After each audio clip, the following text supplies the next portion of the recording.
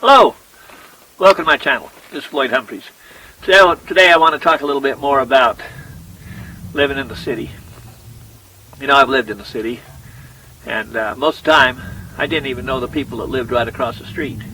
Didn't even know their name. Lived there for 10 years. Didn't even know their name. Didn't care what their name was. They didn't know my name either, you know. Everybody in the city's doing their own thing, and nobody cares about each other. Nobody looks out for each other. You know, there might be some friends here and there. And I mean, there was parents whose kids played with my kids or something. I'd know who they were, you know, and they'd know who I was. But other than that, you know, I didn't have any reason to, you know, associate with any of those people. But in the city, you know, you just take one house and you look, and that person is probably a communist, and then you go to the next house and he's probably a Satanist, and then you go to the next house and he's probably a child molester, then you go to the next house and he's a secret government agent. Then, you know, I mean, you just never know who they are, you know, and, you know, sometimes there's good people too. And so, you know, you just don't know, but who's got your back? You know, the houses are real close together, and, you know, you leave sometimes, and sometimes you go to sleep, and maybe you're secure and maybe you're not. But when you live out here, or not just here, but anywhere out in the country where people go to be free, everybody has a common goal. For instance, everybody that I know is heavily armed. So there's not going to be any crime or gun violence or anything like that unless it's damn well deserved. So, you know, I mean, it's like going to an NRA convention. Nobody ever gets shot at an NRA convention. I mean, guns don't kill people. People kill people. I mean, anybody that's against guns is simply a dumbass. You know, that's just simple. You know, that's you got to be able to protect yourself. So, but then the other thing is that everybody I know has a garden. Everybody I know grows some of their own food. And some of them grow quite a bit of food. Some of them grow more food than they even need, and they end up... I got one neighbor, he gave away, I can't remember how much he gave away to the homeless shelters and the food banks last year, but it was in the tons. Tons! He just gave it away for free. People needed it, you know. He's got some big greenhouses and stuff, and so he grows a lot. And but you know, the thing about it is everybody has a like mind.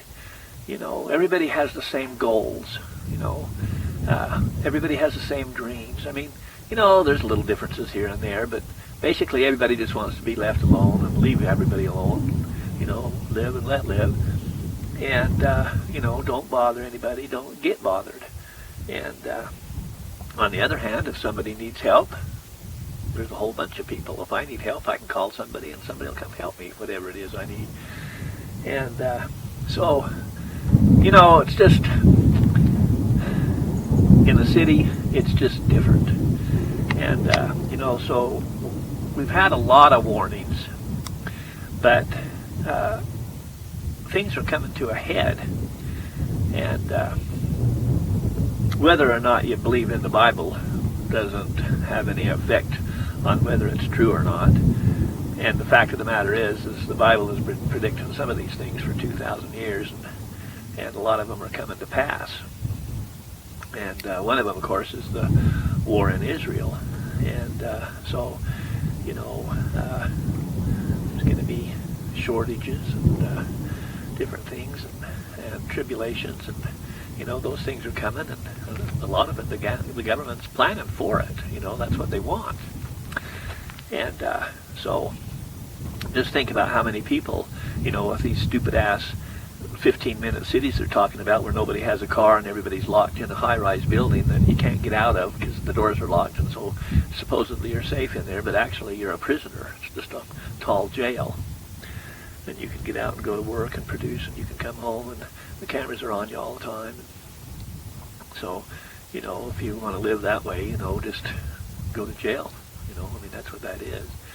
So, that, you know, when you decide to take care of your own life and make some of your own decisions instead of leaving all the decisions up to somebody else, you have a lot better life. People out here are happy. In the cities, people commit suicide. Nobody out here commits suicide. That'd be dumb, right? Why kill yourself? In the city, there's people, and sometimes maybe they're even rich kids that are killing themselves. Sometimes on purpose, and sometimes because of drugs or something like that. That stuff doesn't come out here, and one of the main reasons is, you don't have the magnets, that draw the riffraff, like the things that the socialists think are good, like public transportation. Well, you get public transportation, and then, that's like, that's what poor people want, and homeless people want, and people without a car want, and, so, I'm sure there's people that are, glad to give that responsibility to somebody else, but when you live in a place that doesn't have that, then you don't have the kind of people that need that, So you don't have any people that can't take care of themselves, You don't have, there's nobody, there's no tent city, downtown. And anyway, the reason I bring this up, because, I've did a few different kind of videos, and I've even shot a dozen or so homeless videos in Salt Lake, and they'll get a couple hundred views or something like that. But the living off grid, being self-sufficient, being free, taking care of yourself. This video will probably have 75 views before I even go to bed. So. It's something that people are interested in, and I've been living off grid. I've been living here for 14 years, and I took a 2-year break where I wasn't living off grid, but I lived 10 years off grid before that. So, I've lived 24 of the last 25 years off grid. I was in Arizona before, and I didn't like what it was. The climate's good, and it just draws a lot of bad people. And so, there's a lot of drug problems in Arizona, a lot of mafia, a lot of theft, a lot of drugs. I just don't need any of that. So, anyway, I'm going to keep doing these videos, and I'll get more in depth how to make money off grid and stuff like that. People say, well, what do you do out there? Here's the funny thing.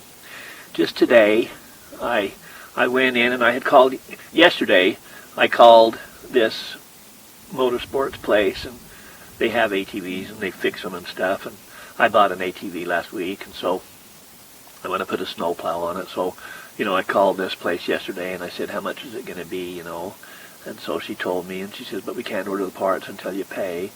And so she says, well, you can pay online, and and that. And I said, no, I'll just bring you the cash. So today I took her over 17 $100 bills. And so, that's going to be a nice 60-inch snow plow with a winch, on my ATV that'll push snow, because we get quite a bit of snow here.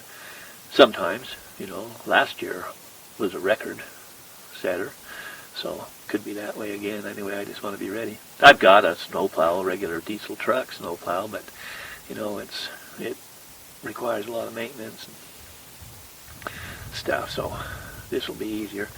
But anyway, it's just if you are interested in the stuff, you can subscribe, and I'm going to get a lot more in depth about different ways to make money, and some of it's so easy. It's like, like selling solar panels. That's like selling candy to kids to walk in the park. So anyway, I hope you got something out of this. I hope you like it and subscribe, and thanks for watching. Have a great day.